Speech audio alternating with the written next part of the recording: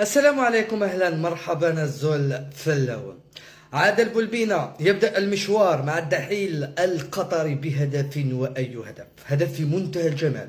ترويض الكرة بقدم، تسديد بقدم أخرى، الكرة في التسعين بكل بساطة. بداية رائعة جدا لعادل بولبينة، تؤكد بأنه محضر نفسه كما ينبغي ليفجر كامل إمكانياته هناك في قطر. طبعا الموعد كان مع مباراة كأس آسيا للنخبة مع المنافس الإيراني. الدحيل فاز ب3-2.